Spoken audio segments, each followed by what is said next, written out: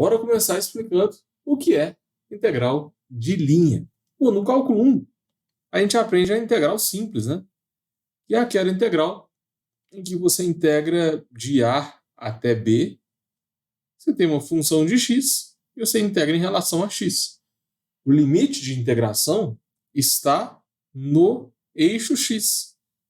Você tem um intervalo entre A e B. Então, por exemplo, o x pode variar de 2 até 4. Então, se você interpretar isso geometricamente no eixo x, você tem um intervalo entre 2 e 4. Isso é uma integral simples, né? Aí tem integral definida, indefinida, imprópria. Enfim, para você passar em cálculo de primeira, é extremamente importante você saber resolver esse tipo de integral simples. Só que nessa live eu vou avançar um pouco. A gente vai resolver integrais de linha.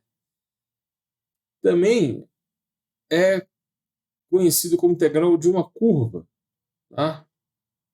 Na verdade, na curva, integral de curva é mais intuitivo do que de linha, né? Mas normalmente os livros colocam integrais de linha. Enfim, em vez de integrar sobre o eixo x, você vai integrar sobre uma curva C, uma curva qualquer C.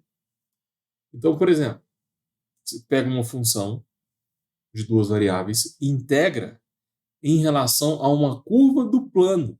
Agora, não tem que ser exatamente no eixo x.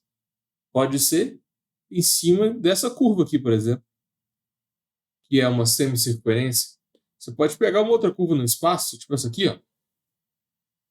E aqui é muito importante o sentido.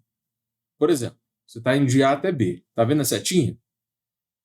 A partícula começa do A e vai até o B. Agora, se você fizer de B até A, o sentido muda completamente. Eu posso, por exemplo, sair de B, começar em B e percorrer até o A. Então aqui o sentido é importante, tá? Quando a gente fala sobre integrais simples, o sentido não faz diferença. Você está integrando de A até B, mas não faz sentido, né? Se você vai de A até B ou de B até A, aqui começa a envolver a matéria de vetores. Será que eu vou falar de vetores? Isso é essencial para você passar em cálculo de primeira. Quando a gente chega aqui na matéria de integrais de linhas, a direção é importante. Então a gente vai trabalhar com aquela setinha, né? Você vai derivar, integrar, fazer limites, só que agora depende da direção. Você vai para cima, para baixo.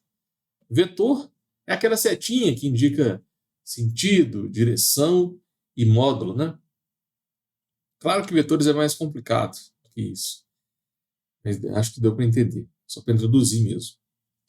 Essa curva também pode estar no espaço. Olha só. Você pode ter uma curva de 3 variáveis e você vai integrar isso em relação a uma curva no espaço. Imagina uma curva em 3 dimensões. Por isso que a integral chama integral de linha. Você pode ter, por exemplo, uma curva qualquer aqui no espaço. E você consegue integrar em cima dessa região. A gente não vai integrar só no eixo x, entendeu? Você vai percorrer agora uma curva, não é simplesmente a região de integração, não é simplesmente o eixo x ou o eixo y. Sacou? A região de integração é uma curva no espaço. Então essa é a principal diferença.